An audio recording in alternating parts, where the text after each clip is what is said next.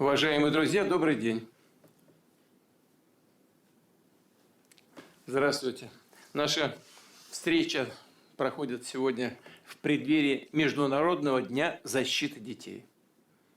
Сердечно поздравляю с наступающим праздником всех родителей, бабушек, дедушек, педагогов, наставников, всех, кто отдает детям силы и энергию, щедро делится с ними душевным теплом.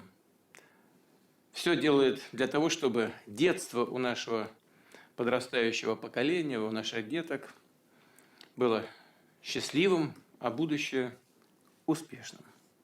Искренне рад приветствовать большие, дружные семьи, в которых взрослые посвящают всю свою жизнь воспитанию детей. Это, конечно, всегда считалось самым главным для любого человека и очень важным для всей нашей страны. Хорошо известно, насколько это непростой, напряженный и очень ответственный труд. Особенно в таких семьях, как ваши, где детей 7 и больше. И награды, которых вы удостоены, это звание «Мать-героиня», орден родительской славы, олицетворяет глубокое уважение государства и общества к вашему выбору, жизненному выбору, ко всем нашим многодетным семьям, их призванию и миссии. Вы окружаете любовью и заботой каждого своего ребенка. Поддерживая друг друга, справляетесь с огромным ворохом повседневных хлопот, преодолеваете неизбежные в большой семье житейские сложности. И как никто другой понимаете, что все усилия в итоге окупаются сторицей. Знаете, какое это огромное, ни с чем не сравнимое счастье и видеть, как растут дети, гордиться их успехами и достижениями. Вместе с ними вновь и вновь проходить по пути их становления, выбора профессии, своего места в жизни. Такие крепкие, дружные семьи, как ваши, были и будут оплотом, гордостью нашей страны. А подлинные семейные ценности для нас, для России и ее граждан остаются непреложными. Как бы кто ни пытался в современном мире их оспорить или отменить, не раз говорил и хочу сегодня еще раз подчеркнуть.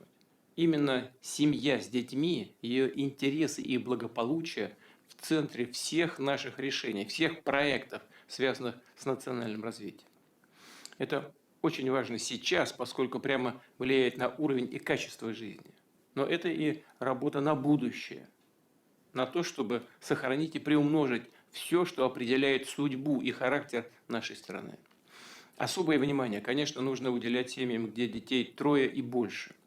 Создавать для них все необходимые условия. Мы постоянно дополняем меры поддержки семьи, выстраиваем их в комплексную систему. И сегодня готовы будем пообсуждать вместе с вами, с коллегами, которые тоже на связи, пообсуждать, как вы оцениваете эту работу государства. Рассчитываю, что региональные, муниципальные власти, общественные объединения, бизнес также будут наращивать помощь многодетным семьям, помогать им в решении конкретных проблем. Огромную роль играют и жизненные установки, приоритеты, которые формируются в самом обществе. По данным социологов, растет число тех, кто хотел бы создавать многодетную семью. Растет и количество многодетных семей. Ориентиры людей меняются, в том числе потому, что они видят ваш пример. Знаю, что и для самих многодетных семей это очень важно, понимать, что они вдохновляют других. А среди родителей, участвующих в нашей встрече, есть те, кто и сам вырос в многодетной семье. Это очень правильно, что традиции большой, дружной семьи укрепляются, передаются из поколения в поколение. Ну и еще один момент. В основе многодетной семьи всегда, абсолютно, всегда любовь и уважение. Хочу пожелать, чтобы такие же чувства соединяли в семьи и ваших детей. Прежде чем мы перейдем к разговору, хочу от всей души поздравить с днем рождения Евгению Николаевну Родионову. У нее сегодня юбилей. Это замечательная мама. И всю ее семью хочу поздравить с днем рождения мамы. Приглашаю вас к разговору. Пожалуйста, давайте мы и начнем с этой семьи. Пожалуйста, Сергей Владимирович или Елена Николаевна, прошу вас, вам слово. Здравствуйте, Владимир Владимирович. Я благодарю за поздравления, вообще за это событие в нашей семье, за то, что нас отметили. Это прям такое двойное событие и юбилей моей, в моей жизни, и такой орден. Никогда не забуду. Спасибо огромное. Хотела сказать немножко о своей семье, что мы коренные жители Урала, жители Екатеринбурга. Нам очень нравится наш край. Хотела поблагодарить вас за те семейные ценности, которые вы сохраняете. Это действительно очень важно. Важно не только для нас, для страны. Благодарность огромная от всех семей, многодетных семей, что вы нам помогаете, мы это чувствуем, эту поддержку. Благодарность вам за программы, которые водворяются не просто на бумаге. Что еще сказать? Семья у нас 10 детей. Дети любят спорт, заниматься спортом. Девочки, художественная школа, любят рисовать. Стараемся показывать им добрый пример, быть добрым примером для окружающих. Все, благодарим огромное. Папа чем занимается, ваш супруг? Здравствуйте, Владимир Владимирович. Здравствуйте. Тоже присоединяюсь к этим поздравлениям, к этим вашим законам, которые вы принимаете. Очень благодарен. А занимаюсь я, устрояю дом, ремонтом, строительством, достраиваю дом. И такая моя, обеспечивать техническая функциональность дома, ремонт, электрика, сантехника. Помогаю жене, где нужно, с образованием детей, где в больницу отвезти. По дому так. Понятно. Евгения Николаевна и Сергей Владимирович, какие, может быть, вопросы есть, какие-то проблемы, на что-то хотели бы обратить внимание? Планы какие у вас? У меня две просьбы, наверное, от всех многодетных, что у меня получается сегодня 50 лет, и я считаюсь уже пенсионером. И в стаж пенсии входит только по 1,5 года за 4 детей. Если у меня их 10 или 20, мне все равно 4 только будут учитывать в стаж пенсии. И хотелось, чтобы как-то этот вопрос посмотрели. Потому что бывает не хватает этих 1-2 года или сколько-то еще, и это не учитывается. И, конечно же, для наших пап тоже, чтобы какие-то льготы были, потому что они, получается, и на работе, и в семье стараются помогать все это, чтобы почести были не только мамам, но и папам. Понятно. Значит, у нас на связи Голикова Татьяна Алексеевна. Мы сейчас не будем эту дискуссию открывать, но мы вас услышали. По поводу первой вашей части, и второй, что касается мужчин, то это мы уже давно это обсуждаем и думаем над этим. Что касается зачета при начислении пенсии, то это стажа. Мы обязательно посмотрим на это, ладно? Татьяна Алексеевна, прошу просто пометить. Владимир Владимирович, а мы уже по вашему поручению законопроект подготовили, он сейчас проходит процедуру и в ближайшее время будет внесен в Государственную Думу. Надо просто довести это до конца, с тем, чтобы, я уверен, что депутаты отреагируют положительно, надо просто довести до конца, чтобы это нигде не затерялось, чтобы была поставлена точка в этой работе. Елена Николаевна, в отпуск вы куда обычно направляетесь? И получаете ли куда-то отпуск? В отпуск мы стараемся каждое лето ездить на озера, как бы частью семьи, потому что у нас семья большая, мы не помещаемся. Вот. И, ну, это у нас традиция, мы уже, получается, 13 лет ездим на эти озера, отдыхаем большими многодетными семьями, собираемся у костра, поем песни, дети очень счастливы, довольны. Вот, но хотелось, конечно, съездить куда-то подальше, если есть такая возможность. Всей семьей, вот прям всей семьей хочется отдохнуть. Елена Николаевна, у вас же день рождения. Какой мы с Татьяной Алексеевной можем сделать для вас подарок? Куда бы вы хотели съездить? Всей семьей. В качестве подарка на день рождения, на юбилей.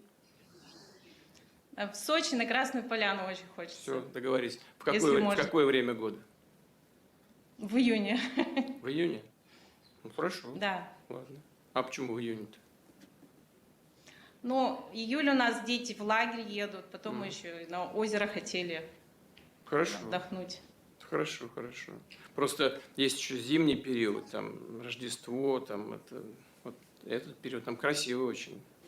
Обстановка праздника. Ну, в общем, вы подумайте. В любое время. Если в июне, значит в июне, в августе, там, где, когда хотите. Договорились? Будем считать, что это наш вам подарок на юбилей. Спасибо огромное. Спасибо вам. Так, мы переезжаем в Еврейскую автономную область. Подрезова Мария Юрьевна и Алексей Николаевич. Пожалуйста, Мария. Здравствуйте, уважаемый Владимир Владимирович. Здравствуйте.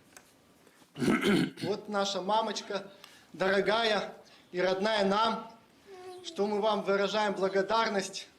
Хотелось бы коротко рассказать о своей семье. Наша семья образовалась в 2000 году, и мы всегда гордились и радовались тому, что это год вашего президентства. Мы всегда это подмечали. На протяжении 25 лет у нас в этом году будет серебряная свадьба. Всегда мы чувствовали федеральную поддержку. Когда начался материнский капитал, у нас была Люба. И вот последующие дети у нас фактически все, на каждого ребенка что-то было по программе. То это был земельный участок, то это был материнский капитал, то это была выплата. И постоянно мы поддержку чувствовали. Конечно, как я был молодой жених, я привел жену в свой дом, заработанный. Но через 7 лет началось, мы попали в поле зрения уже как многодетные, в поле зрения области, и на каждый год нам делали поддержку. Мы уже 3 раза жилищный вопрос увеличения решался за счет федеральных и региональных выплат. Был материнский капитал, мы переехали в квартиру, но когда стало у нас 5 детей, мы переехали в свой дом, держали корову, у нас было много хозяйства. И у нас доступности школа, доступности ФАП, доступности клуб ДК. И наши дети, наш, так сказать, преимущество в том, что мы все, дети мои учатся на отлично. Краснодипломники за 9 класс, красный диплом за 11 класс, красный диплом. Это, конечно, заслуга. Значит, за все это время, конечно, наша мамочка дорогая, она по большей части находилась дома. Я был на работе, и она у нас и по образованию, и по медицине, и по всем вопросам внутреннего, скажем, устройства дома. И мы в прошлом году, Владимир Владимирович, по тоже программе «Большая семья. Опора России» ездили всей семьей в Нижний Новгород, в Дивеево, Арзамас. Очень посмотрели, это был первый мой выезд за границы Дальнего Востока. Чему, опять же, благодарность вам. Это по части нашей семьи, по части федеральных поддержек. И, конечно, хочется отметить, что на региональном уровне у нас все вопросы решаются. Нету такого вопроса, который бы не решился. на сегодняшний день Мария Федоровна, которая у нас есть, где-то какие-то вопросы возникают, это мы все решаем на местном уровне, на региональном, на районном, все решается. Мы выезжали на отдых, и дети наши счастливы, радостны, довольны, и нашей мамочке хорошо, и когда у нее хорошее настроение, всем нам хорошо. Всем нам хорошо. Когда у нее настроение не очень, нам тоже бывает тяжело. А вот последний раз региональная тоже помощь, знаете, как бы вроде, может, и немного, у нас 6 учеников зараз, и еще студентка. И вот региональная помощь была в виде билетов на автобус. Казалось бы, может, и не так много, но для нее это очень удобно, не надо давать деньги, не надо давать финансы, билет, пожалуйста, вот этот есть проездной, дети садятся, потому что у нас дополнительное образование, это художественная школа, музыкальная школа, кванториум, все, дети разъезжают. Хотя школа вот у нас 500 метров, не надо было нам, как бы в этом нужды не было, но по дополнительному образованию эти билеты очень под руку нам оказались. То есть у нас вот так вот вопросы решаются. И вот мы переезжаем вот в новый дом, я построил трехэтажный дом, почти 200 квадратов. Дом, ну опять же, это с помощью региональной поддержки было, и федеральной в том числе выплаты хорошие. Есть на что еще оставить, чтобы дом где-то довести. То есть мы живем хорошо, и мои друзья, которые у меня есть, я хвалюсь, это дело я могу, и они смотрят с соседних регионов, что у нас есть региональная выплата на рождение 9-го ребенка 1 миллион рублей. С этого мы начали строительство нашего дома, и наши друзья соседних регионов очень даже заинтересовались. Другие друзья, глядя на нас, пошли на 5-го ребенка, говоря, что вон Подрезовы 10 детей и живут хорошо, а ну что, мы 5-го что ли не родим? То есть, глядя, это нам они сказали, очень приятно. Очень приятно, потому что люди видят, что на сегодняшний день многодетным семьям живется хорошо. У нас был друг, он был холостяк, до 40 лет не было у него ни дома, ни машины, ничего. Он женился, у него сегодня 4 сыновей, у него есть квартира, у него есть машина, и он хорошо живет. То есть мы это видим, и люди это обозначают, что сегодня многодетным семьям уделяется очень много внимания на всех уровнях. И на местном уровне все наши вопросы решаются. И у нас сегодня нету, Владимир Владимирович, к вам вопросов, кроме благодарности, низкого поклона за то, что вы с нами в течение вот всего нашего периода семейного. Большое спасибо. Вы знаете, у нас количество людей и семей, которые хотят иметь все больше и больше детей, увеличивается постоянно. Сейчас ожидаемое количество детей по опросам, социологическим опросам, где-то больше 2 детей, а желаемое больше 3. Это очень, очень хорошая тенденция в обществе складывается. Благодаря в том числе таким семьям, как ваши, я об этом сказал с самого начала. Вот, Мария Юрьевна, как у вас получается, что вот я смотрю справки, здесь бумаги по семьям, с которыми мы сегодня встречаемся, все, которые закончили школу, получили золотые медали. Это так и есть, действительно? Да, получается, да, здравствуйте. Здравствуйте. Получается, старшие дети, да, закончили на отлично, золотой медалью. Ну, не знаю, мне говорят, они у вас сразу рождаются, таблицу умножения знают. Я говорю, ну да, конечно, так и есть. Ну, стараюсь подготовить к школе, вот, не знаю, мне кажется, в этом весь секрет, чтобы в школе они умели читать, писать, ну, а дальше... Ну, так как старшие хорошо учатся, то есть они же повторяют, они стихи уже многие наизусть знают, где-то математику, где-то... Вот у меня старший, младшего задает уже вопросы наперед, на 2-3 года, то есть они уже видят, как те учатся, они по математике, по литературе, еще почему-то, по истории, по географии. У меня вот мальчишки пошли, им очень интересно, они прям сразу посмотрели. Вот даже мы в Нижний Новгород ездили, они мне, мама, я только Великий Новгород, а Нижний как-то я... Мама говорит, это вот здесь, это вообще... Я думала, Великий... Это я сейчас посмотрела. Великий с Санкт-Петербургом рядом, а Нижний чуть-чуть в стороне. Это они, мама, смотри по карте. Они мне сразу показали, научили, все. Так что они уже сейчас меня уже больше учат. Я только чуть-чуть в начале, а дальше сами. Каким спортом занимаются ребятишки?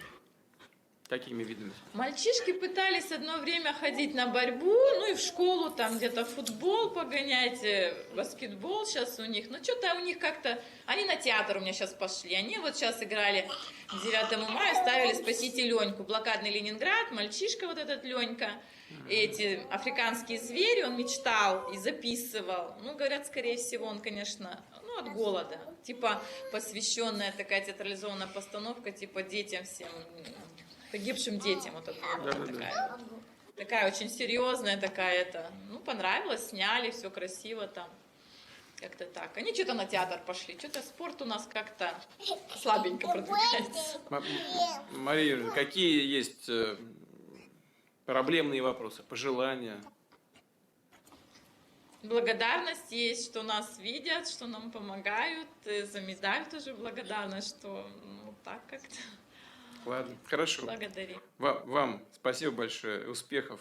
Новый руководитель у вас, вы ее чувствуете, как бы там работа Ну, складывается? конечно, она старается, да. Мария Федоровна старается, да, видно. Но она только пришла и Да. что-то пытается сделать, да.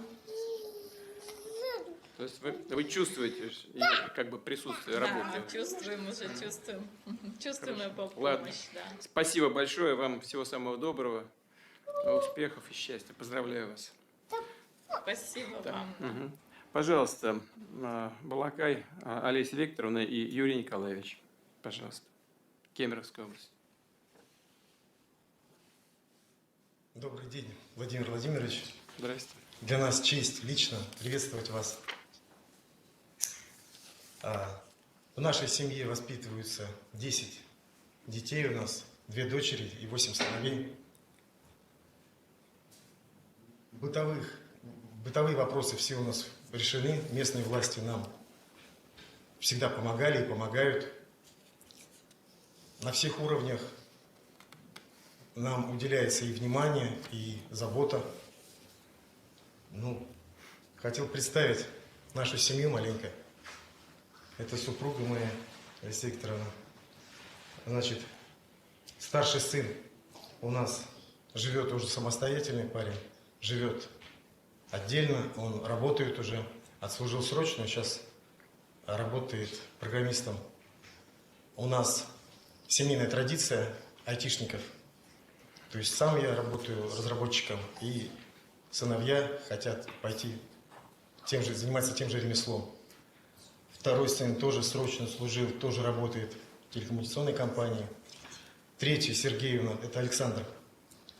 Третий Сергей у нас сейчас проходит службу в вооруженных силах. После университета он сейчас служит в ВКС. Есть у нас студент, второй курс заканчивает, Алексей. Тоже прикладная информатика у него, будет программистом. Школьник старший у нас в 11 класс идет Дмитрий. Он закончил художественную школу.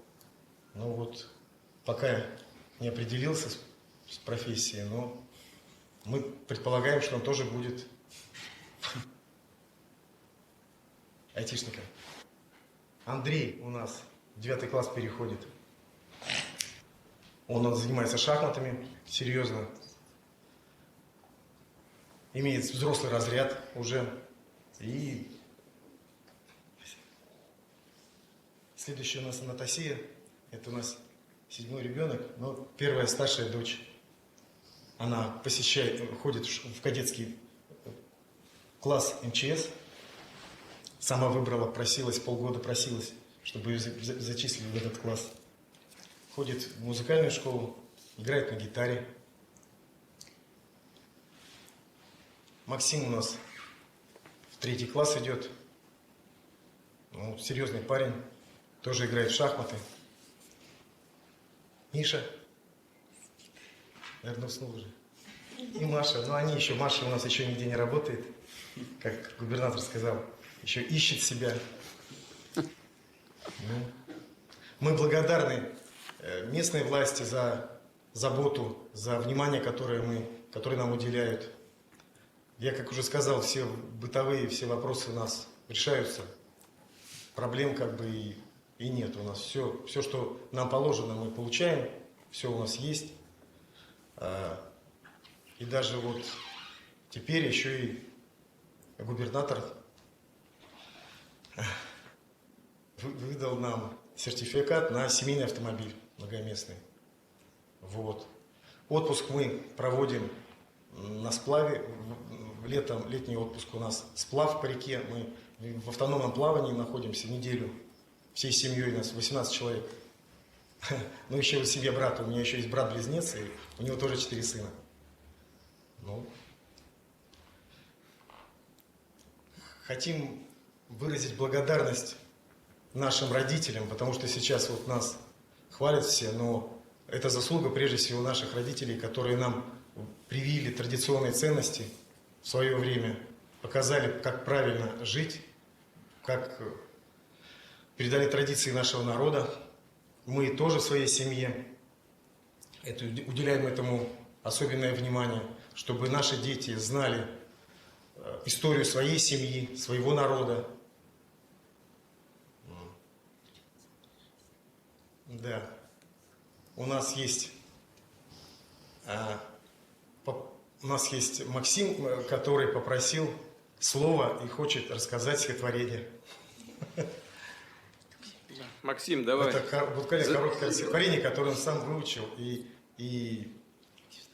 в общем, нам показалось, это будет интересно. Давай, Максим, давай, зажигай.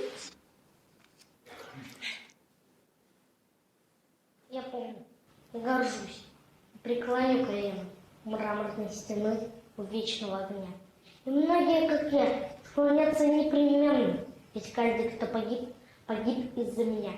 На улице звучит прощание славянки, и ветеранский хор, полевой шатер. Не будут чернозем давить с крестами танки и пушечным стволам подписан приговор. Я помню, сидят ветераны. Им путь к святым местам преодолеть трудней. Не так болят порой фронтовые раны, как причиняет боль беспамятность людей. Но в памяти живет и подвиг, и победа, и гордость за страну, и песни соловья. За тишину полей, и за медали деда, за трепет и покой во вечного огня. Здорово. Молодец, Максим. Спасибо тебе большое. И, хочу родителей поблагодарить за то, что вы делаете при воспитании своих детей. Вот дело не только, что мы живем в год 80-летия победы в Великой Отечественной войне, а дело в том, чтобы наши дети всегда, мы сами, как мы, так и наши дети, всегда понимали, кто мы такие, откуда мы пришли, на чем стоит русская земля и на чем она стоять должна в будущем. Чрезвычайно важная работа родительская в этом смысле. И я знаю, вот смотрю по документам, что вы принимаете участие активно, и родители, и дети, в различных благотворительных мероприятиях. Так? Может, Олеся Викторовна, об этом добавите что-то? Об этом лучше не говорить. Но я... Для души полезнее. Угу, понятно. Вот правильно сказали, об этом, может быть, лучше не говорить, лучше делать. Вы этим и занимаетесь, вы делаете это. Это здорово. Это и, конечно, это самое главное, что лежит в основе воспитания людей. Когда мы, родители, что-то делаем, а вот это дети считывают мгновенно.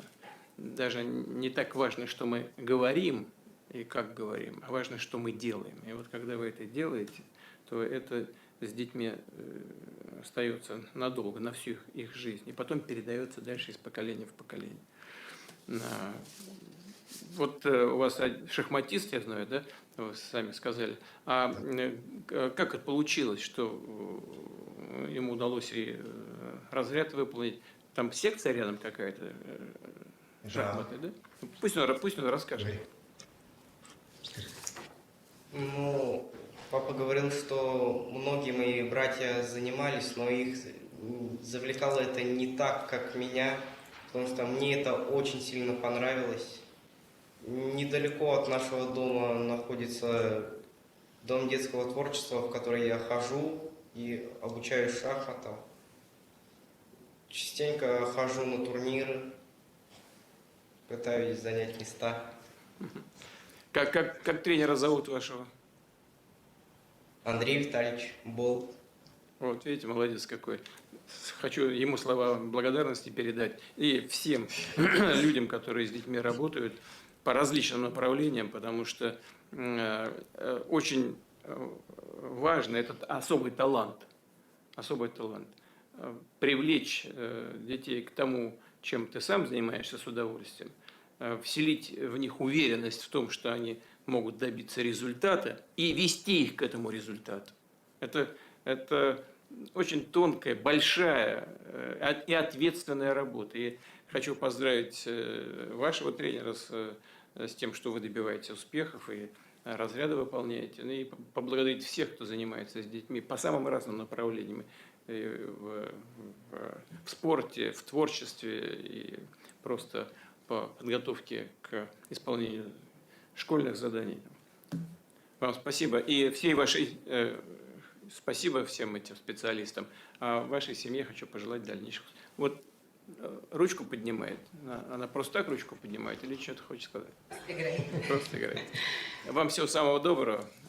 Поздравляю вас и с праздником, и с наградами. Будьте счастливы. Спасибо. Пожалуйста, Пензенская область. Дарья Михайловна и Вячеслав Алексеевич Беляева.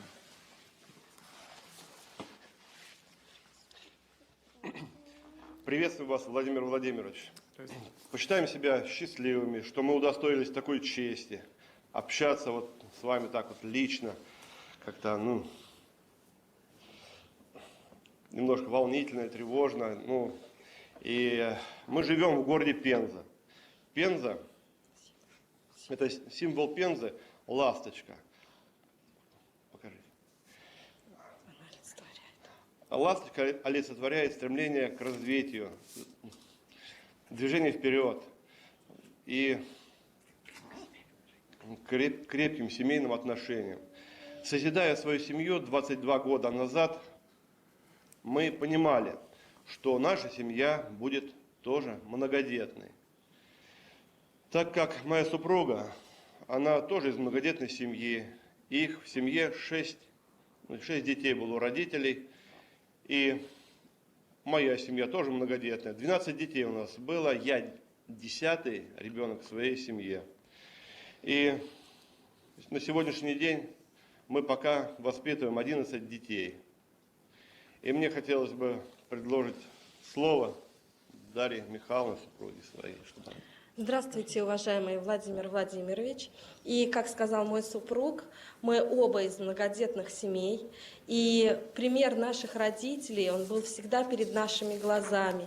Их любовь друг к другу, забота, взаимопонимание, поддержка, вера в Бога каждодневно были у нас. И мы в своей жизни также стремимся подражать им.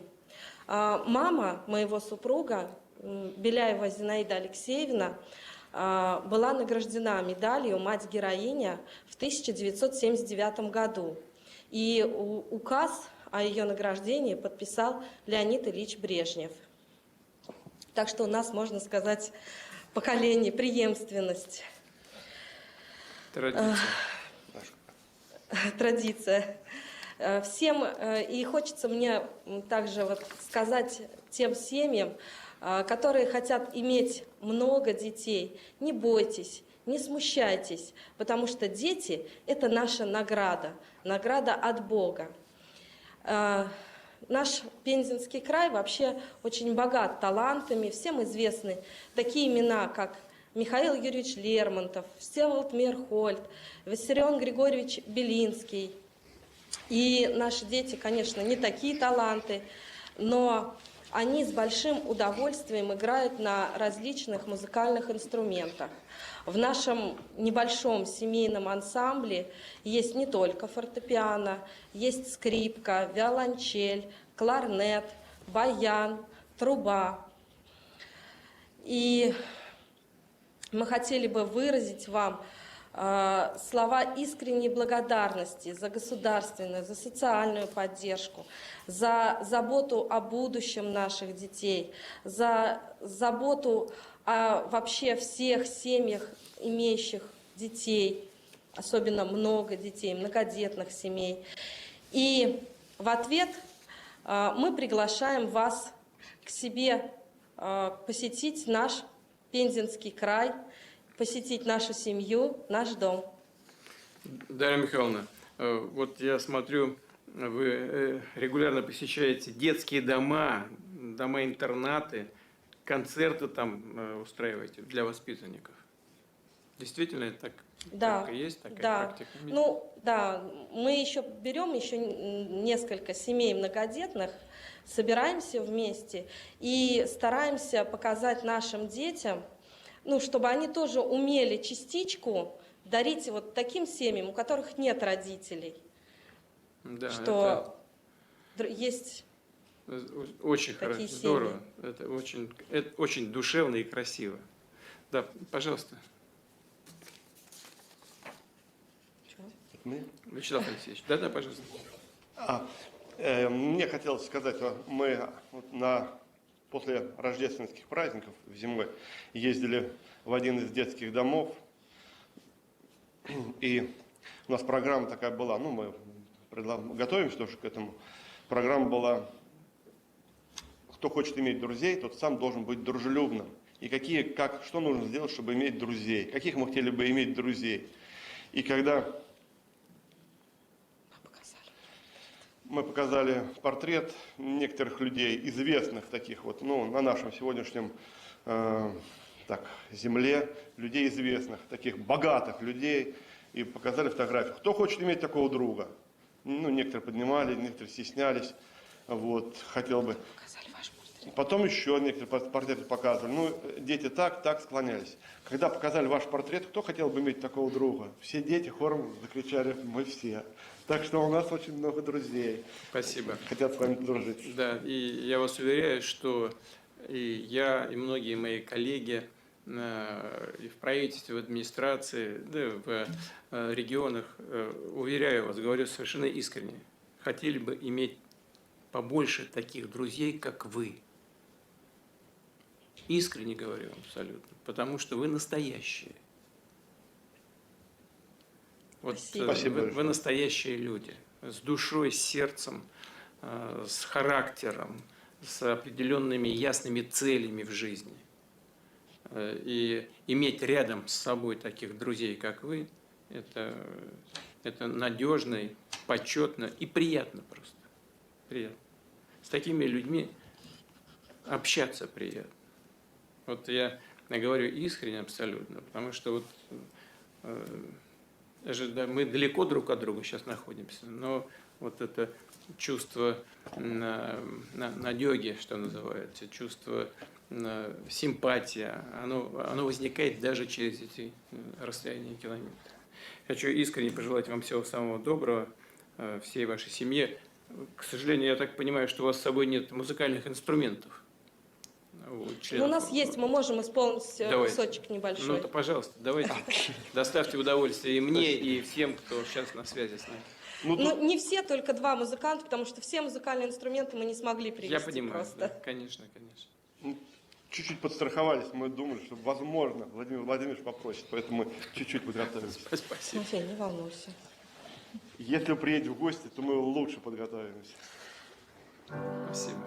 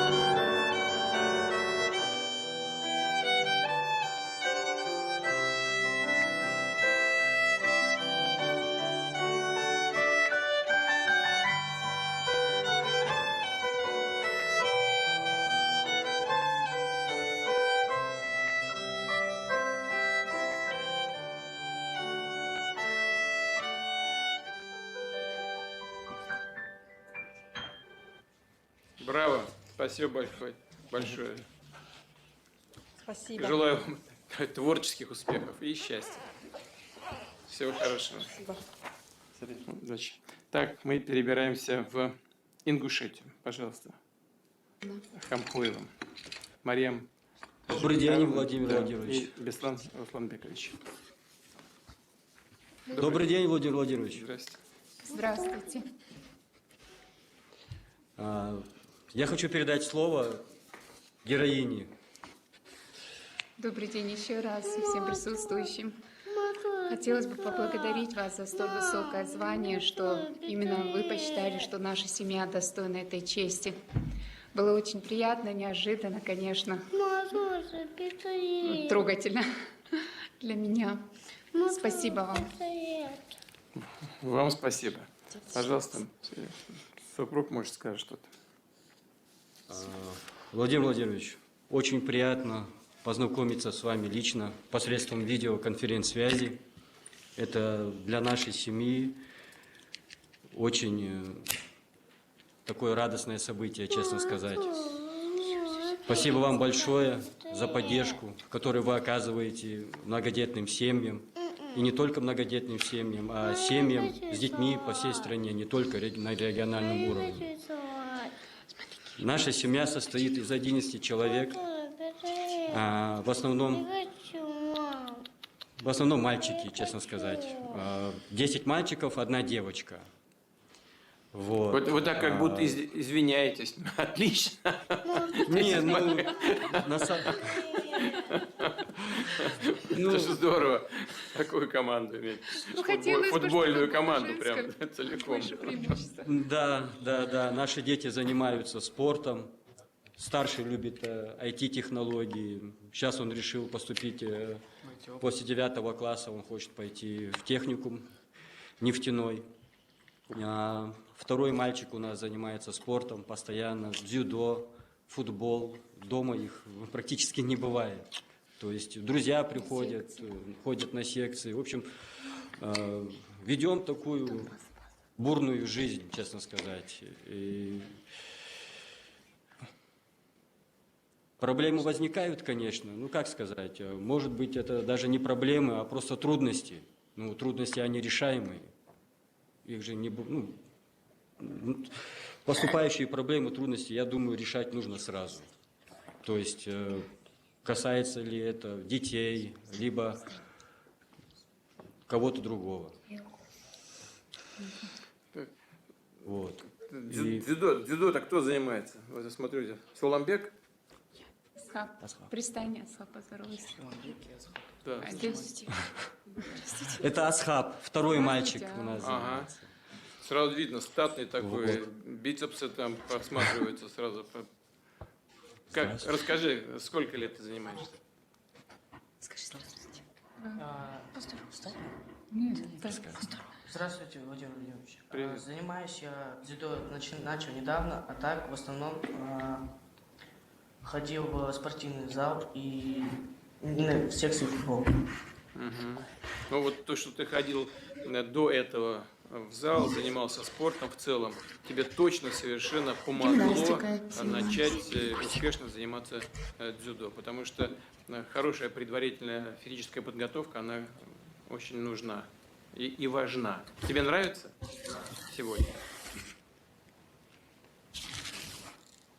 Ну, помимо дзюдо, дети наши еще занимаются, ходят на плавание, бассейн, секцию гимнастики. Я считаю, что гимнастика, она это основа телостроения, да, детского. Точно. То есть в будущем уже будет проще заниматься другими секциями, другими занятиями спортивными. Вот. Что еще могу добавить? А девочка-то ваша, вот, пока единственная дочка, она чем увлекается? Скажи, пожалуйста. Здравствуйте. Здравствуй. Я увлекаюсь рисованием. Покажи рисунок. Я обычно... Я увлекаюсь рисованием и очень сильно люблю рисовать. Я ходила в разные кружки по школе, по рисованиям, по разной учебе и тому подобное. Я бы хотела вам показать рисунок, на котором я изобразила... Я бы хотела показать рисунок, на котором я изобразила нашу родовую башню Лейми и Красную площадь Кремль. Супер. Молодец. И образы хорошие, потому что родовые башни на Кавказе – это история Кавказа и история народов Кавказа, история семей конкретных. Это все, что связано с нашими традициями вековыми. И рядом еще одна башня, Кремлевская. Все это на едином полотне. И ты объединила на самом деле, вот не знаю, сознательно или бессознательно, объединила страну, Россию, которая такая разная и такая единая для всех родина большая. И общую родину показала, и свою маленькую родину, малую. Круто, молодец. Это очень здорово. Спасибо тебе большое. И маме с папой спасибо. А еще Владимир Владимирович Мухаммад хотел стихотворение прочитать, если можно. Мухаммад, встань, поздороваемся. Здравствуйте. Здравствуйте, Владимир Владимирович. Я бы хотел поделиться стихотворением от мамы. Давай. Громко. Где родился, там и пригодился. Говорят в народе, и не зря. Я родиной своей всегда гордился. И не нужна другая мне страна. Где буду я чужой, где буду лишний, где на меня посмотрят свысока. Огромная держава ты, Россия, не край любимая, Ингушетия моя. Умница, молодец. Я хочу родителей поздравить с тем, что у вас не только 11 детей, а с тем, что они у вас вот такие вот замечательные. Спасибо. Спасибо большое. Да. Спасибо. Нет, вам спасибо за то, что вы так относитесь к своему долгу родительскому. И такие у вас, такие дети прекрасные. Я желаю вам счастья, всего самого доброго. Есть какие-то вопросы? Владимир Владимирович, вопросы, как сказать, вопросы имеются, да, то есть вот тут даже неудобно как-то и говорить об этом. Мы каждый год выезжаем на отдых на какой-то, то есть у нас проблемы возникают вот с транспортом. Приходится нанимать или «Газель» нанимать, или же машину кого-то просить, чтобы нас отвезли. Вот. Такая маленькая просьба, просто посодействовать, если есть такая возможность, по поводу транспорта. Если имеется какая-то государственная программа поддержки, которая позволяет это сделать. Вот. А так, да, было бы здорово. А так, в общем, Только благодарность. Только благодарность. Стараемся на благо региона, на благо России. Если Аллах даст, вырастим хороших будущее поколение, в общем, в наших руках на самом деле. Да, вы знаете, у нас родители тоже многое зависит. У нас говорят, сейчас вот ваш сын тоже говорил про некоторые вещи, которые у всех народов России на слуху. И вот здесь тоже, можно сказать, то же самое. Ответить на то, что вы сейчас сказали. На Бога надейся, а сам не плашай. А вот у вас так получается. Да. Вот да, у вас да, так и получается. Да. Вот в вашей семье точно. И на Господа, на Всевышнего нужно надеяться, Спасибо. Конечно, и к Нему обращаться, но и самим работать. И вы это делаете. Что касается транспорта, то будем считать, что вопрос решен. Там коллеги с вами мои свяжутся, еще поговорят. Ну, надо понять, должен быть такой очень удобный транспорт. Мы вариант найдем точно совершенно. Так что вам было удобно. Спасибо большое. Вам всего самого доброго, успехов и счастья. Так, До пожалуйста. свидания, вам тоже успехов. Да. Пожалуйста, Лукьянова Наталья Викторовна и Алексей Юрьевич. Крым. Владимир Владимирович, мы очень рады вас видеть. Вы даже не представляете, насколько. Хочу прежде всего поздравить вас с праздником. Это Вознесение Господне сегодня. Поздравляю вас. Спасибо. Да. Да, мы благодарны вам, что вы нашу семью отметили так и удостоили вот меня звания мать-героиня. Благодарю вас за это. И да, еще хотела сказать, что все, кто узнал, что мы будем с вами общаться, просили передать привет. Вас все любят, вся страна, Татарстан, и здесь тоже. Все приглашают вас в гости. В общем, вас народ любит. Дай Бог, спасибо. Вот. Это взаимная любовь. Да. Что еще хочу сказать? Мы живем в Крыму с 2019 года. Первый раз мы приехали в 2009 году. Очень понравился нам этот климат. Мы просто, да, еще когда приехали, видеозапись делали. И потом, когда просматривали, посмотрели, какие мы приехали, все какие-то зеленые, синие, непонятного цвета. А через 5 дней уже видно прям да, на видеозаписи, что мы такие все сияем, сверкаем, глаза светятся, все румяные, все счастливые, здоровые. Ну, мы решили, что надо сюда переезжать. Вот, и когда 2014 год наступил, и случилось такое чудо, что мы решили, что теперь, да, теперь уже мы точно должны переехать. Вот.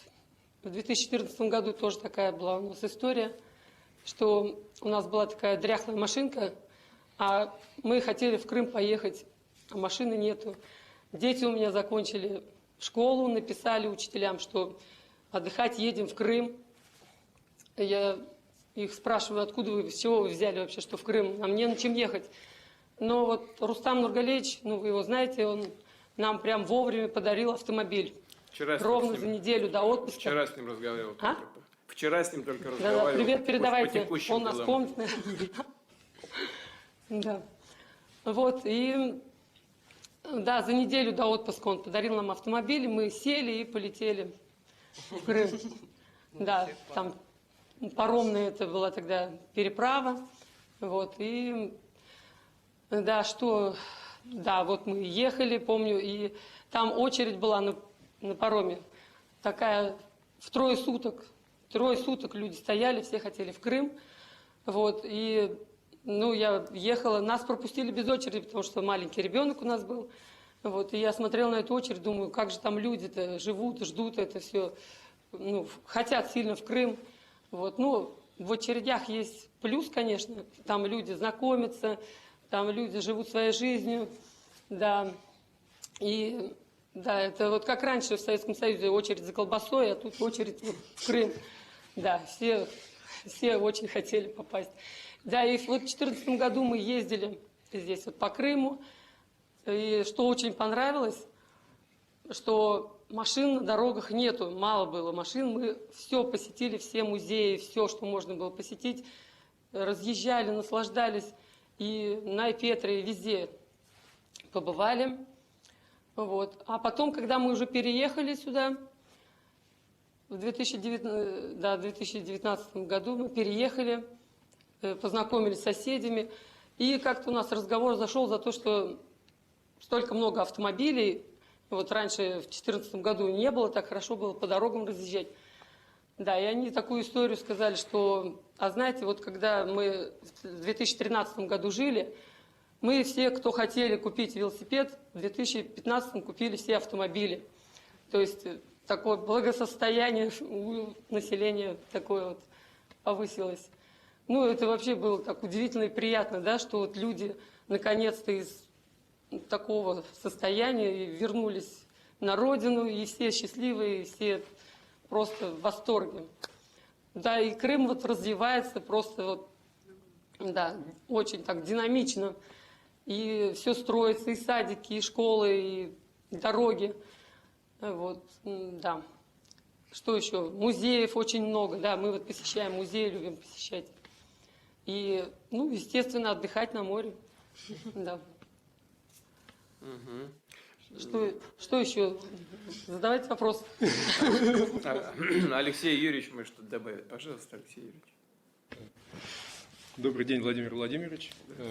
Хочу выразить вам огромную благодарность за то, что у нас появилась возможность жить в Крыму. Вот. Благодаря развитию энергетики Крыма, вот, я сам по профессии энергетик, у нас появилась такая возможность переехать в Крым.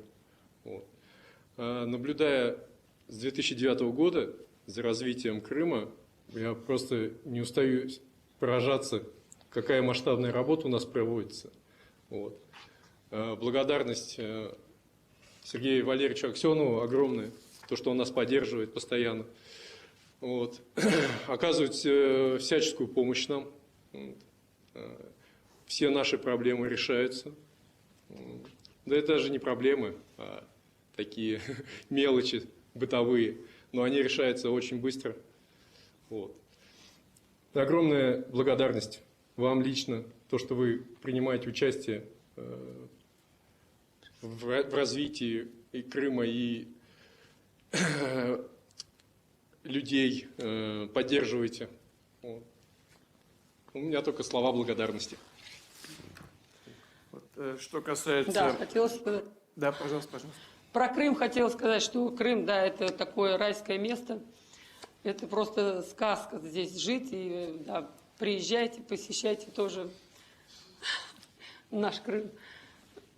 Да, и да, что еще хотела сказать, что... Крым наш. Да, Крым наш. Вот, и да, хотела Да. Не, прошу. Пожалуйста. Да? Хотела такое стихотворение, мне в 2009 году как раз я увидела. «И пускай увижу 100 планет, все равно как должное приму. Лучше места во Вселенной нет, знаю, рай находится в Крыму». И это не просто слова, действительно, вот это действительно рай на земле. Уникальный климат и природа. И знаете, мне кажется, вот Крым, он даже не столько уникален еще природой, и вообще вот эта атмосфера, то, что здесь такие люди живут, доброжелательные, такие простые, такие, да, открытые, удивительно просто. И да, как будто вот всех в Советском Союзе воспитали, и вот они вот такие. Но при этом они сильные духом, прям вот у них такая воля к свободе, вот, ну, такая вот сила какая-то, вот как в песне поют, воля вольная, та, что жизни милей. То есть люди настолько вот за свободу, за справедливость, и, да, стоят всегда. В общем, вот это нравится в людях здесь такое. Знаете, такой характер, дух. Это вот характер крымчан, севастопольцев, он ведь формировался там из столетия в столетие, из десятилетия в десятилетие.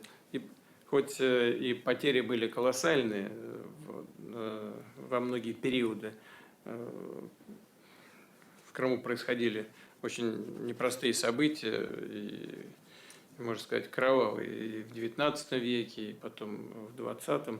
Тем не менее, вот эта традиция этой земли, она людям передается из поколения в поколение. Там действительно, вот вы вспомнили по 2014 год, ведь прежде всего все, что произошло, связано с позицией людей, которые там проживают. Я бы никогда не стал делать то, что было сделано, если бы не увидел, не почувствовал желание, стремление людей вернуться на родину, на свою историческую родину. Вот, и именно мы реализовывали стремление людей вернуться в состав Российской Федерации, что и произошло по сути дела, по их решению. Россия только поддержала людей, крымчан и севастопольцев, в их стремлении вернуться в Российскую Федерацию. А что касается Крыма, его климата и так далее, это уникальное место на Земле. Это действительно много райских местечек на планете, много. Но Крым даже среди них занимает особое место. Ну, я думаю, вы-то знаете уже, в чем там все дело. Это морской воздух проходит через практически всю территорию Крымского полуострова, а потом возвращается, а прямо на южном берегу там вообще он проходит через все эти все зеленые насаждения, всем, чем Крым богат, бьется вот в стену высокую, заворачивается вот так, и опять второй раз проходит по этой территории. Ну, и в целом в Крыму, и на южном берегу, особенно, это имеет чрезвычайно важное значение, оказывает очень хорошее воздействие на здоровье людей. Вот вы когда сказали, мы приехали такие зеленые, да, через некоторое время уже почувствовали себя совсем по-другому. Это действительно, в том числе и, может быть, прежде всего, это особенности Крымского полуострова с точки зрения его природных особенностей, богатств. Ну, испокон веков люди туда ездили на оздоровление. И особенно это связано было с теми, у кого есть какие-то проблемы с легкими. Это известно хорошо из истории. Но и с сегодняшнего дня тоже. Не случайно мы там стараемся вот это направление деятельности поддерживать и всячески развивать. Так и будем делать дальше. Дети-то чем у вас занимаются? Там есть нормальные условия для развития детей? Смотрю, здесь они у вас и тоже в музыкальные школы ходят, да? Вместе с мамой выступают на конкурсах. Да? Что за конкурс? Не, мы в Татарстане это все выступали, и да, в музыкальной школе вот девочки учились. Это сейчас они уже выросли, уже замуж вышли, уже своя семья, дети, еще скоро будет ребенок. Да, они хотели вас пригласить, чтобы вы были крестным. Спасибо большое, это такое предложение. Спасибо. Ну, дети занимаются, да, боксом, ходят, Вот смотрю, тяжелая атлетика. Мальчишки у вас в форме. Что это за форма, ребят, расскажите. Рассказывай. Кадетская. Андрей, иди сюда, расскажи. Да там слышно, наверное. Иди сюда, расскажи. Какая у тебя форма? Кадетская. Рассказывай. Что у тебя за форма? Кадетская Кадетская? форма. Угу. А ты ходишь Да. в кадетское училище ходишь? Ну, Кадетский класс. Кадетский класс. кадетский класс Кадетский класс. хожу. Да. Да. В чем особенность этого кадетского класса по сравнению с другими классами?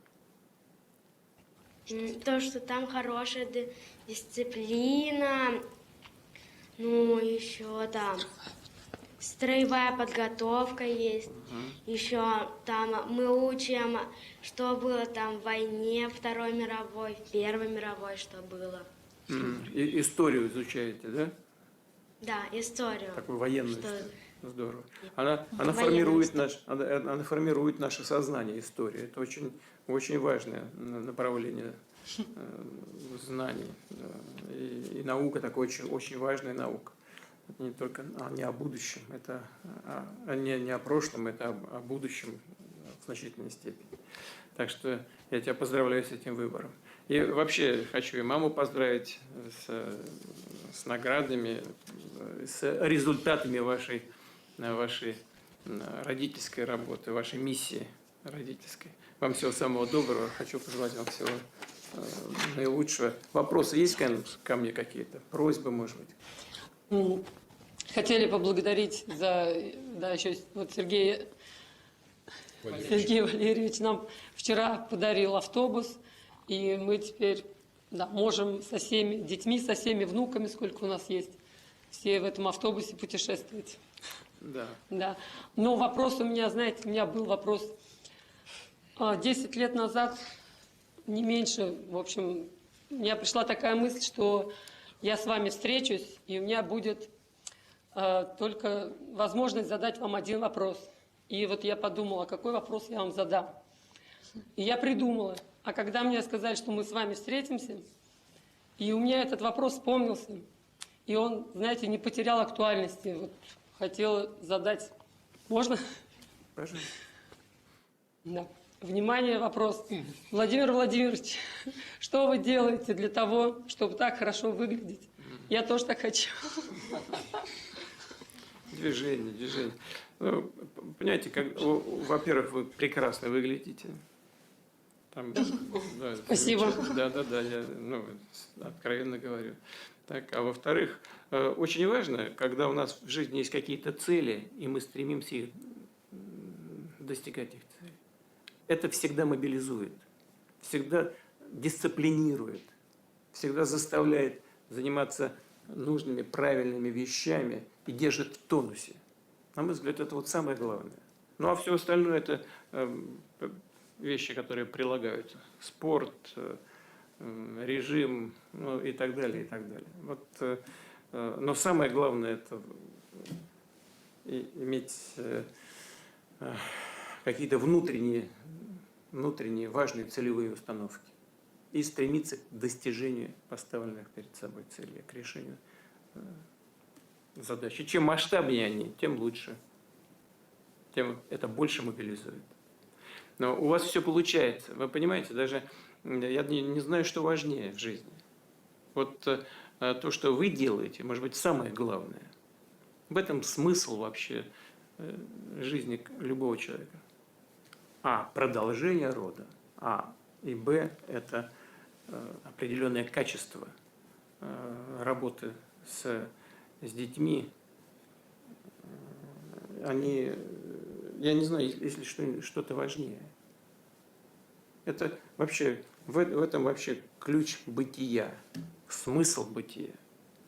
Поэтому у вас как раз все получается. И если что-то, что дает человеку большее чувство удовлетворения и счастья, чем рождение и воспитание детей. Я сомневаюсь. Много важных вещей, которые мы делаем в жизни, но это самое главное. Я вас с этим и поздравляю. Спасибо. Спасибо. Да. Так, пожалуйста, Рязанская область. Майсумова. Мама и папа. Николай Валерьевич и Людмила Феликсовна. Пожалуйста. Здравствуйте. С праздником вас, Вознесения Господня. Хотелось бы начать со слов старца Иоанна Христианкина о том, что миром правит промысл Божий. И я верю, что этот промысел Божий сейчас нас собрал здесь. Вот, и соединил нашу семью. Хотя мы с отцом Николаем были совсем других мыслей и настроены на другой путь жизни.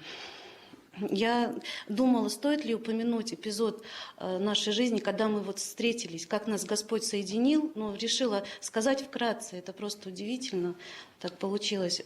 В начале 2000-х годов я случайно, хотя у Господа случайности не бывает, оказалась в Скиту, это Ступинский район, Ильинский скит села Верзилово. Это я потом узнала уже, что этот скит подворье Сретенского монастыря. Вот я встретилась и с отцом Тихоном. Я его, конечно, тоже не знала, совсем девчонка еще была. И я приехала туда пожить там. И этот весь уклад жизни, эта тишина и монашеская жизнь на меня такое впечатление произвела, что я захотела остаться там. Я только воцерковлялась, и меня вот призывающая благодать так посетила, что я все готова была оставить, весь мир с его суетой. Вот. И мы, сестры, да, нас владыка Тихон благословил, мы поехали в паломническую поездку в Оптину пустынь. И там Господь правил мою встречу вот со старцем Илием. Я при разговоре его попросила, говорю ему: отец Илий, я так хочу остаться вот в Скиту, но я думаю, что родители будут против. Помолитесь, пожалуйста, чтобы Господь вот управил мой путь. Он, подумав, сказал мне: ты знаешь, у тебя все будет хорошо, и ты станешь матушкой. Обязательно вот у тебя все будет хорошо, ты станешь матушкой. Я такая довольная отошла от него, он меня еще позвал: как тебя зовут, я буду за тебя молиться. Я сказала, как зовут, все, отошла. Меня сестры спрашивают: ну что он тебе сказал? Я сказала: я с вами останусь. Я очень рада этому. Вот. Но Господь меня оттуда просто вывел, да, промысл Божий уже шел дальше. Я должна была стать матушкой не в монастыре, а в миру, оказывается. Вот. И потом были долгие годы учебы, иконописи. Я подрабатывала в лавке церковной на Соколе, и там мы встретились с отцом Николаем. Это, я даже помню этот день очень хорошо, запомнила, потому что я купила, значит, билет в паломническую поездку в Крым. И все оплатила, и была так настроена ехать, но Господь меня удержал, не получилось у меня поехать в этот день. И я такая расстроенная вышла на работу, вот, и в этот день вот, будущий он в семинаре учился, будущий отец Николай, он, значит, проходил службу военную в Крылатском. А можно было и не проходить службу семинаристом, но он захотел вот уже на последнем курсе семинарии. И ему надо было на водный стадион проехать, а с Сокола там быстрее. И вот он зашел случайно в эту церковную лавку, и мы так познакомились. И еще хотела такой момент уточнить, что отец Николай тоже ездил к старцу в Пафнутий-Борский монастырь, к старцу Власию. А он его отец Николай спросил: какой мне путь избрать? Вот я бы хотел бы и монашеский, может, и семейный. Отец Власий ему сказал: только семейный у тебя путь. Вот. И так вот нас Господь соединил удивительным образом.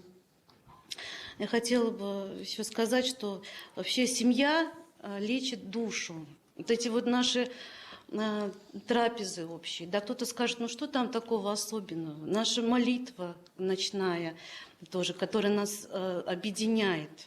Потом паломнические поездки, просто поездки с палаткой, да, на природу. Потом чтение на ночь. Да? Потом многое лето в день рождения. Вот к чтению на ночь, я помню, мы прочитали «Не святые святые», это было 7 лет назад. Да. Вот. И решили, по впечатлениям, мы читали по 3-4 страницы ночью детям. И когда прочитали уже, вот, сменяя друг друга «Не святые святые», решили поехать в Псково-Печерский монастырь. Так нас вдохновила эта книга. Вот, мы, значит, приехали, побыли там, такие довольные. И, конечно же, совсем с другого ракурса, особенно старшие дети, смотрели на монастырь, вспоминая эпизоды из книги. Вот. Вот. И отец Николай, я хотела сказать еще, он просто потрясающий супруг. Если бы не его поддержка, я бы не осилила этот путь сама. Вот. И это вот заслуга и награда на больше половины, я думаю, это его заслуга. Вот. Он и возит детей на всякие секции, кружки. Он и может мне сказать: иди в мастерскую, дом я беру на себя. Иди пиши икону, у тебя много заказов. Вот. Он может и приготовить, и полы помыть, и посуду помыть. И все это сделать замечательно. Я почему об этом говорю? Потому что это наблюдают старшие дети. Старшие мальчики, которые думают: это же девчачья работа. Но отец показывает, что помощь матери – это превыше всего. Вот.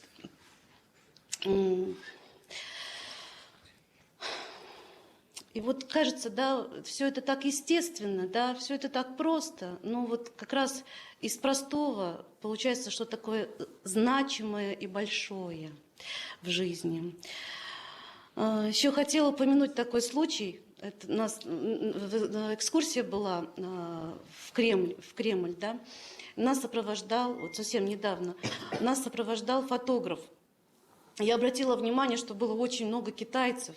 Они буквально там дергали детей, чтобы с ними сфотографировались дети. Вот. И каждый раз, когда нас фотографировал фотограф, китайцы сзади подстраивались. Вот. И с таким восторгом, я просто смотрела на них, детским восторгом и удивлением они фотографировали нас тоже. 15 или 20 китайцев. Вот так вот. Я вспомнила, что у них вроде, если не ошибаюсь, после 3-го ребенка, да, надо платить налоги от государства. Да, государству. Они не могут себе позволить такой роскоши, как мы. И я, конечно, вам благодарна, что у нас нет таких диких законов, таких выплат. Вот. И вы всячески стараетесь поддержать нас. Вот. И за счастье быть матерью и отцом столько, сколько нам даст Господь, Бог. И каждый раз задать один и тот же вопрос. При рождении ребенка у нас один и тот же вопрос всегда возникает. Ну как же мы жили без тебя? У нас последние дети – это Марк, Герман, Ефрем. Ну как же мы жили без него? Ну как это вообще? Просто такой вопрос каждый раз возникает. Вот. И за то, что вы возрождаете в России вот дореволюционные вот эти устои, да, когда многодетность была нормой и считалась благословением Божиим. Вот за это вам очень признательны и благодарны. Хотели вам еще подарить икону Матери Божией. Она, конечно, для меня мной написана в рекордные сроки, просто в рекордные, в несколько дней. И я написала ее. Меня поддержал батюшка, говорит, давай ее напишем. Матерь Божия будет как благословением нашей беседы. А потом ты после эфира уже ее покроешь. И тарелочки тоже я расписала. Там цитаты из поучения наших святых отцов. Это старца Иоанна Крестьянкина, старца Павла Груздева, потом 2 греческих старцев. Вот хотели вам от нашей семьи преподнести в подарок, чтобы вы вспомнили о нас. И помнили, что в самой глубинке, мы действительно в глубинке Рязанской области, граничим с Тамбовской и Липецкой области, есть преданные и любящие Россию и своего главнокомандующего сердца. И батюшка вот хотел еще сказать, отец Николай. И я хотела... Да, Владимир Владимирович, я хотел вас поблагодарить, хотел высказать одну свою мысль. И у меня есть к вам одна просьба. Мысль моя такая. Вот мы многодетная семья, но смысл любой семьи – это не прежде всего чадородие. Вот я часто совершаю крещение для сельской местности, часто, и после крещения спрашиваю, провожу беседы с людьми. У меня есть контрольные вопросы. Я спрашиваю, в чем женщина видит свое предназначение, и в чем мужчина видит свое предназначение. И все женщины видят свое предназначение в чадородии, рожать детей. А мужчины видят свое предназначение, чтобы зарабатывать, кормить, одевать, учить этих детей. Но на самом деле фундаментальное предназначение любого мужчины – любить свою жену. И фундаментальное предназначение любой женщины – любить своего мужа. А на этом фундаменте уже можно строить здание своей жизни. Это и семейный очаг, это дети, это зарабатывать деньги, кормить, одевать, воспитывать. Но самое главное, чтобы была любовь. Я желаю всем семьям нашим любви, вот именно фундаментальной любви. Хотел поблагодарить вас за то, что вы делаете, потому что сам я рос в многодетной семье, нас было 9 братьев и сестер, и мое детство пришлось на конец 80-х, 90-е годы, и я помню, каково жилось нашей семье, когда мы были никому не нужны. И как живем сейчас мы, как небо и земля.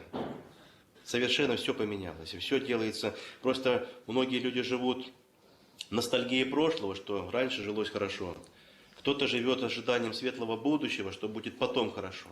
А вот вы стараетесь, помня прошлое, стремясь в будущее, не забывать и настоящее. Потому что из настоящего и складывается наша жизнь. Хотел попросить вас У меня просьба есть вот такая. Я с этой просьбой обращаюсь на каждой литургии к Богу, но и к вам обращусь. Берегите себя, потому что вы нужны отчизне, вы нужны нам, нужны всем нам. Потому что бывают правители и времена, попущенные Богом, бывают правители и времена, благословенные Богом. Я глубоко убежден, что сейчас мы живем во времена благословения Божьего. И Господь благословил вас нам. И хотел бы пригласить вас к нам на Рязанскую землю, Александро-Невский район. У нас уникальный район, он носит имя великого правителя, полководца, дипломата Александра Невского, и районный центр, и сам район. Наша земля еще славна великим человеком, вашим земляком, генералом, белым генералом Михаилом Дмитриевичем Скобелевым. У нас в районе находится его усыпальница, музей. Он не потерпел ни одного поражения, сражаясь с врагами Отечества, русско-турецкой войне. Комплекс этот развивается, строится, благоукрашается. И, конечно же, в нашу семью. Мы строим дом по программе развития сельской территории, большой, двухэтажный, вместительный. И на новоселье, конечно, вас приглашаем к нам в дом, разделить с нами нашу общую трапезу. Мира вам и Божьего благословения на многое и благое лето. Спасибо. Позвольте вас спросить еще такой вопрос. Мне вас Господь удостоил встречи с такими людьми, как старец отец Иоанн Крестьянкин, старец, ныне уже почивший, Илий Ноздрин. Вот какое впечатление у вас осталось от этих встреч? Если это не очень личное, хотя бы так в общих чертах, скажите, пожалуйста. Да, я встречался и с одним старцем, и с другим, общался с ними. Они очень глубокие люди были, очень глубокие, искренние, и в то же время с твердым внутренним стержнем и характером. Вот это, пожалуй, самое главное было впечатление. И от одного человека, и от другого. С одной стороны, это люди глубокие, такие, с философскими взглядами на жизнь, и очень с большим чувством всегда к людям относившиеся, и в то же время с твердым, таким жестким, я бы сказал, характером и внутренним стержнем. Вот это, пожалуй, самое главное впечатление. Я сейчас не буду вдаваться в детали наших разговоров.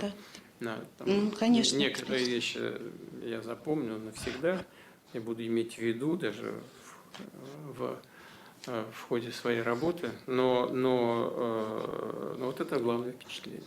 Вот что бы еще хотел сказать, отметить, когда вас слушал. Вот батюшка сказал сейчас по поводу того, что и как он говорит людям, когда встречается с ними. Действительно, любовь, она в основе христианства.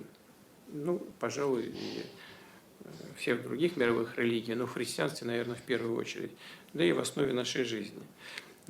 И если дети появляются в любви, то тогда им гарантирована счастливая жизнь и жизненный успех. Это чрезвычайно важная вещь.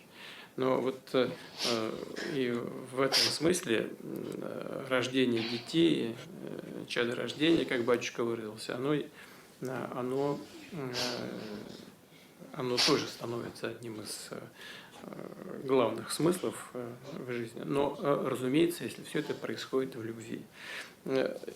Вот когда вы сейчас говорили, мама сейчас говорила в этой большой семье о том, что ее супруг готов взять на себя при необходимости какие-то семейные обязанности и по дому там что-то помыть, там, что-то привести в порядок, а супругу свою отправляет, дает ей возможность, точнее, заниматься творчеством, в том числе вот таким замечательным творчеством, как иконопись. Это не просто смирение, а это форма проявления любви. И это вот важно. Поэтому да, так и есть. И она, конечно, это любовь в основе любой семьи, в центре любой семьи находится. Она она в основе счастья, конечно. Я искренне желаю вам всего самого доброго. Спасибо вам большое за вашу работу и в семье, и с людьми, с которыми вы общаетесь так или иначе. Всего самого доброго. Спасибо. Спасибо. Да. У нас в этом году юбилей получается, да? 20-летие. Забыли упомянуть. 20-летие нашей семейной жизни. Здорово, я вас поздравляю. Хотелось об этом еще сказать, я забыла. Спасибо. Она какая называется? Спасибо. Свадьба-то какая называется? Сколько лет вы вместе? Я даже не знаю. 20 лет. 20 лет, а как она считается? Угу. Ну, в любом случае, это событие приятное. Я вас поздравляю. Все. Благодарна вам. Спасибо. Спасибо большое. Так, пожалуйста, мы перебираемся в Запорожскую область. Елена Петровна и Руслан Михайлович. Прошу вас. Здравствуйте, уважаемый Владимир Владимирович. Очень рады, что у нас есть такая возможность иметь с вами прямую трансляцию. Это необычайно для нас трепетно. И в первую очередь хочется сказать большую благодарность за такую высокую награду, которой мы удостоены, наша семья. И с одной стороны, это для нас очень почетно. С другой стороны, мы чувствуем, что это высокое доверие от вас, как президента Российской Федерации, от всего российского государства, чтобы мы, как родители, могли и дальше выполнять поставленные задачи перед нами в развитии детей, в воспитании детей, в том, чтобы они выбрали свои профессии, чтобы они стали впоследствии достойными гражданами нашей Российской Федерации. У нас очень много есть изменений в нашем регионе за то время, как мы исторически вернулись на свою родину и вошли в состав России. И об этом хотела бы сказать моя дорогая супруга Елена Петровна. Пожалуйста, прошу вас. Уважаемый Владимир Владимирович, я Елена Петровна, мать этих 8 замечательных детей, 4 дочек и 4 сыновей, хотела бы сказать вам следующее. Многодетные семьи Запорожской области пережили непростые времена. Годы неопределенности, экономических трудностей и социальной нестабильности произвели глубокий след в жизни людей. Но однако с приходом в Россию у нас все начало налаживаться, все начало по-новому, происходить по-новому, к лучшему, все стало к лучшему. И хочу сказать, что особенно для тех, кто воспитывает несколько детей, для многодетных семей Запорожской области со стороны государства имеет большое значение эта поддержка.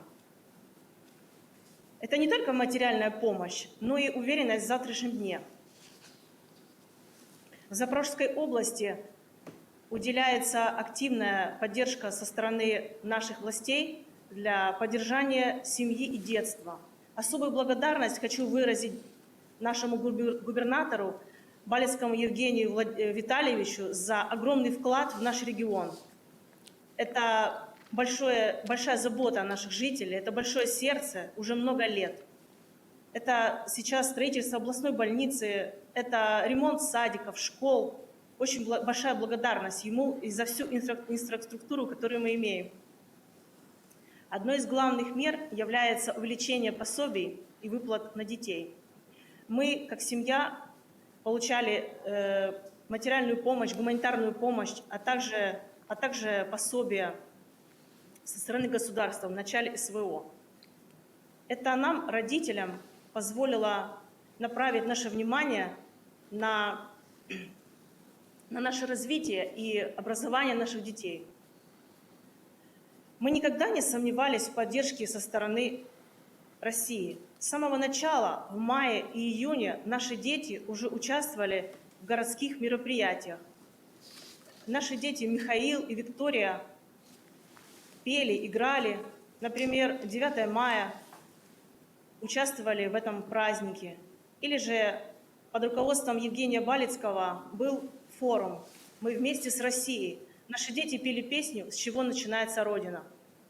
Также наша старшая дочь Кристина, она много участвовала в волонтерской деятельности нашего региона. Сейчас организовывается много поездок, экскурсий, поездок в интересные места, обмен опытом. Также наши старшие ребята были на кремлевской елке в городе Москва. Важным аспектом является получение образования. Многодетным семьям Запорожской области предоставлены льготы для поступления в высшие учебные заведения. Выплачиваются стипендии. Это дает возможность получить качественное образование. Наша старшая дочь Кристина уже обучается на 3-м курсе Мелитопольского вуза, Государственного университета. Наши младшие дети тоже планируют развитие в отделе образования. От имени всех многодетных семей Запорожской области хочу выразить благодарность всей России за внимание и поддержку. Эта помощь позволяет нам преодолевать трудности и растить детей в достойных условиях. Спасибо вам, Владимир Владимирович, а также всей России за то, что мы теперь вместе. Хочу передать слово нашей дочери Кристине, на пару слов скажет. Здравствуйте, уважаемый Владимир Владимирович. Меня зовут Кристина. Хотела поблагодарить немного вас. Большая благодарность вас за центр, лагерь для детей, филиал Артека, в котором были мои братья и сестры, также за молодежный центр «Маяк», где собираются молодые люди для создания новых идей, новых проектов, получения новых знаний, в котором я не один раз также была. И благодаря федеральной программе я была во многих всероссийских форумах, участвовала в многих проектах, акциях, волонтерской деятельности, где получила новые знакомства, новые знания, эмоции. И, конечно же, самое запоминающееся для меня был Всемирный фестиваль молодежи в прошлом году, который оставил большие эмоции, которые я запомню на всю жизнь. Знаете, меня действительно радует то, что молодежная политика в России очень развита и многообразна, что дает возможность молодому человеку в нашем регионе развить свой потенциал, получить финансовую помощь в виде гранта или какую-то помощь от специалистов и профессионалов. И это дает большую привилегию. Вам большая благодарность за то, что помимо данной отрасли вы развиваете и все отрасли в России, что дают возможность очень комфортно и счастливо жить в Российской Федерации. Да. Смотрите, я посмотрел, у вас дети занимаются хореографией, вокалом, да, фортепиано, по-моему, баскетболом занимается кто-то. Там вот все эти возможности предоставляет местная музыкальная школа.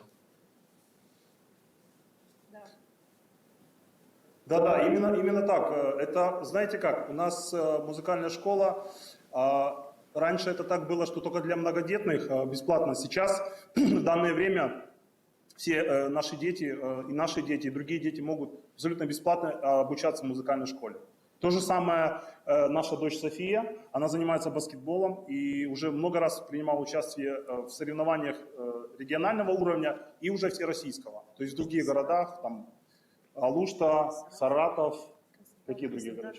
Краснодар, да. Вы знаете, я хочу сказать, еще, Владимир Владимирович, дополнить, что в регионе очень много делается, так как наш город, он находится в зоне специальной военной операции.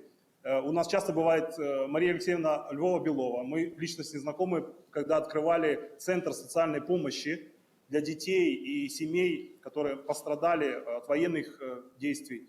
И часто мы видим очень большое внимание в нашем регионе, потому что развитие постоянно на глазах, мы постоянно за этим следим. Строятся дороги, меняется инфраструктура. Если раньше, нам просто есть чем сравнивать. Если раньше, например, мы ехали по хорошей дороге, для нас это было, знаете, непривычно, то сейчас наоборот. Если мы выезжаем на какую-то проселочную дорогу, нам это непривычно, потому что мы уже привыкли ездить действительно по хорошим дорогам. Это правда. Ну, дай бог. Тем не менее, у меня вопрос. Я смотрю, вы стали победителями областного этапа всероссийского конкурса «Семья года». Да? У вас такая активная в целом семья.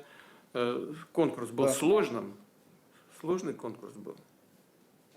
Ну, конкурс был на региональном уровне сначала, там было несложно. А когда мы вышли на федеральный уровень, там было 400 семей, по-моему, и мы вошли в эту двадцатку многодетных семей, которые вышли на рейтинг повыше, и мы выиграли. У нас было очень много, может быть, достижений. С приходом России у нас вот такая стопка благодарности, грамот, дипломов. И, я не знаю, может быть, из-за этого у нас просто очень активные дети, у нас в обед никого нет дома, все чем-то заняты, все бальные танцы, музыкальная школа, театральная, у нас никого нет дома, кроме малыша. Понятно. Вот, может быть, какие-то есть соображения по поводу организации конкурсов подобного рода? Все-таки вы через это прошли, и, может быть, есть какие-то соображения, вы могли бы нам что-то подсказать с точки зрения организации этой работы? Ну, вы знаете, по организации я могу сказать, что мы были на поздравлении, на награждении в Кремле, в Москве. И вы знаете, когда мы были там, у меня возникла мысль, я думаю, если была возможность с вами встретиться, поговорить, я хотел бы выразить благодарность вообще за 24-й год, год семьи, потому что это весь год мы слышали эти новые программы, новые какие-то программы развития. И когда мы были в Москве, мы видели, на какой был высокий уровень подготовки, как нас встретили. И эти более 500 человек тогда приехали со всей России. Насколько была просто эта организация, на каком высоком уровне, что, вы знаете, даже нечего добавить, просто потому что это действительно от государства такое большое внимание уделяется многодетным семьям и вообще развитию семейных ценностей. Поэтому даже, знаете, даже и нечего добавить, потому что высокий очень уровень подготовки. Спасибо вам большое за эту оценку. Для меня это важно, чтобы понимать, что происходит и как это оценивается теми, для кого это делается. И понимаем, что ситуация достаточно непростая в вашем регионе, но все будем делать для того, чтобы она стабилизировалась и дальше, и для того, чтобы все программы, которые мы создаем, формируем для, в частности, многодетных семей, чтобы они одинаково и эффективно реализовывались на всей территории Российской Федерации, где бы эти семьи не проживали. Вам всего самого доброго. Хочу пожелать вам успехов. Спасибо большое. И, пожалуйста, спасибо большое. Да, Калининградская область, семья Конкиных, Кристина Алексеевна и Петр Вениаминович. Пожалуйста. Здравствуйте, многоуважаемый Владимир Владимирович. Мы проживаем в Калининградской области, являемся практически коренными жителями Калининградской области. Видим, что очень также бурно развивается инфраструктура. Проживаем в Гурьевском районе Калининградской области. Наш район, он один из самых таких развивающихся, бурно развивающихся районов. И хочется сказать, что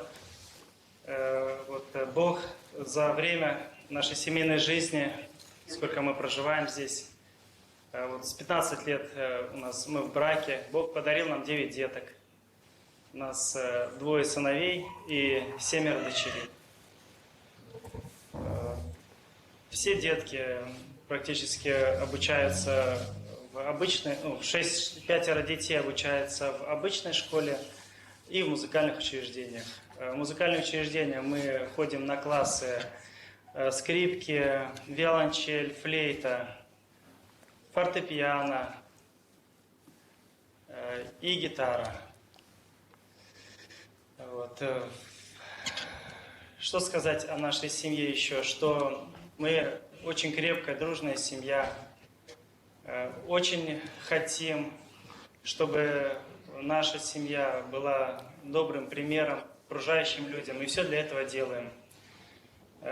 Стараемся, чтобы когда у нас есть возможность посещать дома престарелых с музыкальной программой, и посещаем дома-интернаты. Чем можем, свидетельствуем о любви, о тепле, которое мы имеем в кругу нашей семьи. Хочется вам тоже выразить большую благодарность за высокую государственную награду Орден Родительская слава. Дело очень хорошее, что вы начали большую заботу. Посещая школы, скажу, что школы переполнены. На самом деле в нашем районе очень много детей, можно сказать, даже вдвое переполнены. Это уже плоды того, что мы видим своими глазами, что на самом деле рождаемость высокая. И очень благодарен вам за все. Спасибо. Кристина Алексеевна, добавить? Да, я тоже хочу сердечно поблагодарить вас за вот эту высокую награду для нашей семьи. И хочу, конечно, благодарность выразить своим родителям, потому что это вообще их заслуга, то, что они воспитали меня так, и то, что для меня большая семья – это большая ценность. И у нас вот дочка старшая, она занимается на скрипке, она тоже для вас приготовила произведение, хочет сыграть вам. С удовольствием. Думаю, что и я, и все участники нашей сегодняшней встречи скажут ей только спасибо. Пожалуйста.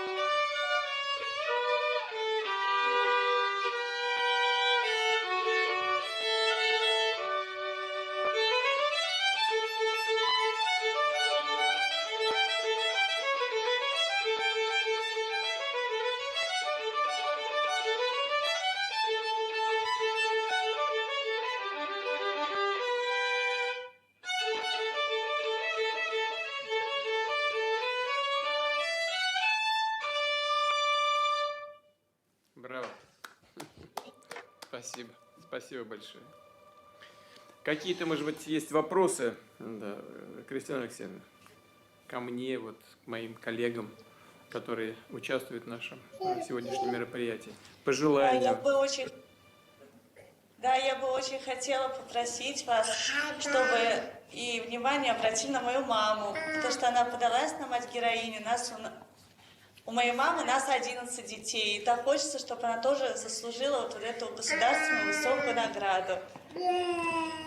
Обязательно так и сделаем. И Спасибо.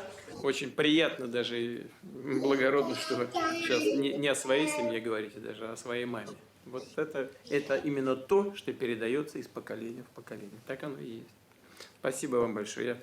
Я искренне желаю вам всего самого доброго. И поздравляю вас с наградами.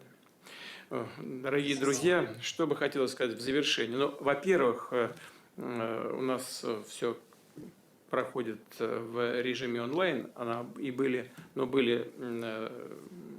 мероприятия подобного рода, которые мы проводили прямо непосредственно в Москве. Я попрошу коллег, мы это уже делали в предыдущие годы, из администрации президента, с тем, чтобы они со всеми с вами, с участниками нашего сегодняшнего мероприятия поработали, и те, кто смогут, захотят это сделать, мы с удовольствием организуем вам поездку в Москву. Целиком со всеми вашими замечательными большими коллективами семейными. Это первое. Ну и совсем уже в завершение хотел бы вот что сказать. Одна из участниц нашей сегодняшней встречи очень красиво сформулировала свое отношение к детям и к тем детям, которые появляются в семье, к самым младшим детям. Она сказала: как же мы жили без тебя, думая о вновь появляющихся в семье детях. Это просто удивительно красивая формула любви и к детям, и вообще к членам своей большой семьи и к людям. Вот это замечательная формула любви. Как же я без тебя жил, или как же я без тебя жила, лежит в основе не только наших многодетных семей, но в основе всех наших традиционных ценностей. Я вас поздравляю с приближающимся праздником, с Днем защиты детей, с государственными наградами и искренне от всего сердца желаю вам счастья. Всего доброго. Спасибо большое.